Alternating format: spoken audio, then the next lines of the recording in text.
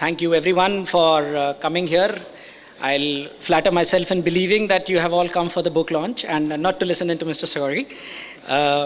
And thank you, sir, for agreeing to do the book discussion. I think the fact that you agreed to do this has given me a lot of confidence that hopefully this is something that the investor community and the government community and people at large will find it interesting. So, my dear friends, I'm delighted to be here. Akhilesh, analysts are certainly much better than economists. And among analysts, I always look forward to reading what Akhilesh is kind enough to send me. And so I'm delighted to be here. It's a first-rate book. I'll come to the book, but I first want to give him one bit of advice. You see, Akhilesh has now said that he hopes that this book would be read by the financial community, by the rest of us, and by what he called the government community. So this last hope you should give up. उसके दो कारण हैं. एक तो ये है कि firstly you have to then get elect leaders who will read books. Second is कि once you ascend a chair in Delhi, you automatically become a सर्वज्ञानी. उसके बाद तो किताबें वगैरह पढ़ना की जरूरत नहीं. Therefore, the best thing is that we should write, as whatever we do, we should do it for general public discourse, in the faith that once these ideas become commonplace, when crises come, as they have come, for instance, you were talking just now about new price mechanisms, they have come because of the, let's say, the random events of 2G, of cold scam, and so on, and therefore, willy-nilly, the right thing may well get done now. So we have to, and they could be done. People would gravitate to doing the right things because some experiments had been done earlier in that direction, or because those ideas had become part of the common discourse. So when courts or rulers look for some solution, it should almost occur to them that it is their solution. It should have become so automatic. But it is a wonderful book, and among the many things about it, I'll just mention two or three, and then get on to the topic that Akhilesh himself has assigned to me, that is about preparing ourselves for the future or shaping our own future.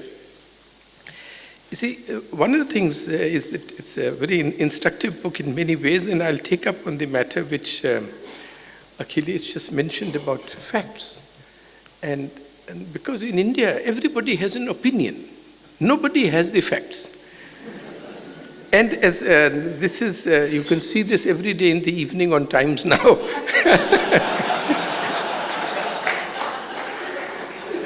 And Akhilesh says at one point that he says that, as he just now also said, that the facts are, when they are available, are so poor and so dated. And he gives an example of labor statistics or employment statistics, that they are after all so crucial, especially this demographic dividend and so on, that you have to create 12 to 15 million jobs a day, a year. वो हो रहे हैं या नहीं हो रहे हैं, it's vital. But we collect labor statistics only once in 5 years. And then they are published after a long lag.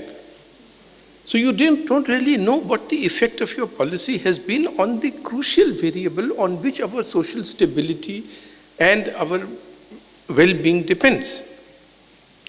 And there's a delicious example. He says that even as the youth of the country knock at its doors seeking jobs, employment creation has remained stagnant at 6.5 to 7 million per year range since 1983. Over the last 7 years to 2012, the situation worsened with almost no meaningful employment growth at all.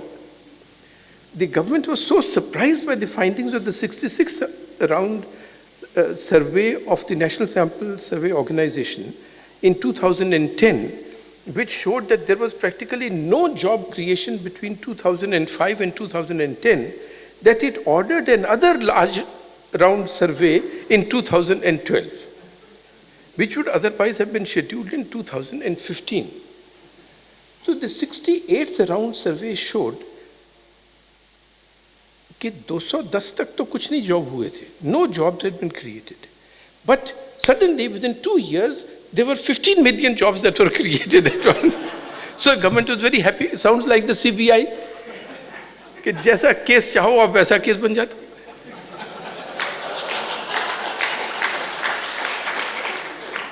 So also there are so many other things that are of such interesting, such educative value. And I'd give you one more instance. For instance, these are facts which sort of nail the argument, nail the policy.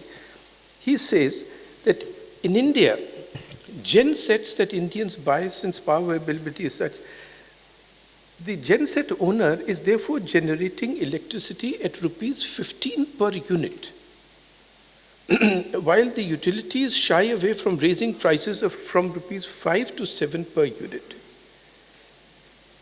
And no politician will, वो बेचारा केजरीवाल कहता है मैं इसको भी half करूंगा, मगर genset वाले 15 रुपए कर रहे हैं spend. Similarly, we spend between 2 to 10 rupees per kilometer on two-wheelers and four-wheelers, without counting depreciation, and the city's buses must run at rupees 1 per kilometer or less. Then he says that the flourishing business in water purifiers and bottled water means that we pay anywhere between rupees 1 and rupees 20 per liter of water, but grudge paying our utilities more than 10 paisa per liter. So in all these things, he has his eye on the issue. It is backed up by facts, and it is so good a lesson for all of us that all of this great, the country wants to know business, the nation is waiting, should be actually based on some fact or the other. रोज आप देखिए industrialist क्या कहते हैं और अपनी media में क्या छपाते हैं, इंटरेस्ट रेट डाउन करो, ये करो, वो रघुराम राजन रोक रहा है कंट्री की progress. And Akhilesh points out quite correctly that actually we are paying, in Indian industry is paying a negative rate of interest because of the inflation. They have actually been paying a negative rate of interest. मगर हम इसी पर कोई, जब तक ये quarter point नहीं होगा, country, as if everything is dependent on that. In the same way, all this land acquisition business, it's a surprise certainly to most of us that actually speaking in urban areas only 3% of the geographical land of India is taken up. Even if that area, as he says, is doubled, it will be only 6%. Yes, people should be compensated well, but that's really not the issue. And you can set up wonderful cities in completely non-arable land, no problem. But you see, it is almost as if we are looking for an excuse as to why we are not doing the obvious thing. और 25 basis point हो गया, ये land acquisition की बात हो गई, काम करना नहीं है. और इसी में, in this very thing, because of this very habit, we miss out on the facts. We miss out even on our successes. He points to the Karnataka Bhumi project of this digitization of land records. A wonderful success. But हम fact देखते नहीं हैं. हम तो ये, sir, fact नहीं. Sir, in brief, yes or no? Similarly, I did not realize it until I read the book. I just only heard of it in general, that the largest e-commerce portal in India is actually of the Indian Railways, this online ticketing. And that it is already 1/3, is it? 1/3 of the ticket revenues from ticket sales are already being booked online. And that it compares, he says that in 2014, the revenue from this was 154 billion rupees, compared to Flipkart of 28 billion. So we look at Flipkart as a great success, but we don't see this. So in many ways, and I could spend a lot of time on the book itself, it's a book packed with very interesting facts. It focuses our mind on the future. It provides what they always call a game changer, a solution. In everything, he's not just describing a problem, he's actually giving us a solution. And I am sure that he will, in the future, in his next book, talk even more about the future and shift from what is to be done to who is to do it and how he has to do it. That would be a wonderful companion book that would come out of this, and that we should have greater faith in the market. We should be bolder in talking about it. Professor Hayek, the book illustrates many things. Problems come, solutions come automatically, not by governmental committees. Labor law deters me from employing people. So a solution of contract labor comes. Or government usko bhi kuch, anything moves, the government must stop. So us solution ko bhi kuch karegi, phir log kuch bichare aur soch lenge.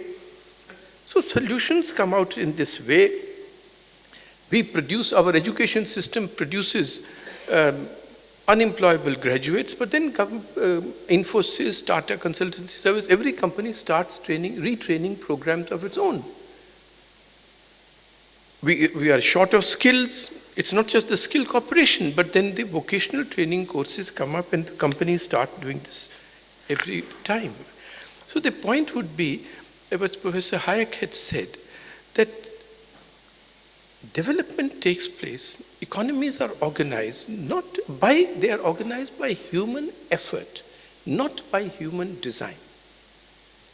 Language, the growth of language is a perfect example. So it is what he called a spontaneous order. And whenever governments intervene, whenever we, by our lack of knowledge, insist that the government intervene, the government often, there are unintended consequences which neither you nor they intended. He says that unfortunately the situation is that in agriculture a lot of physical labor is involved. Therefore, traditionally, and maybe because of oppression of women, the wages for male workers are higher than for female workers. But because of political correctness, because equality of wage must be there, in Narega, you have both, must be paid the same wage. What is the result? Women are the ones who lose the jobs. So I warmly recommend the book. I congratulate Rupa for publishing such a good book. They are my good friends. I congratulate Akhilesh for writing it. And I also congratulate my friend Uday Kotak, who has nurtured such research and such professionals in his company. So that's one thing that I strongly recommend to you. And we all give Akhilesh a great hand.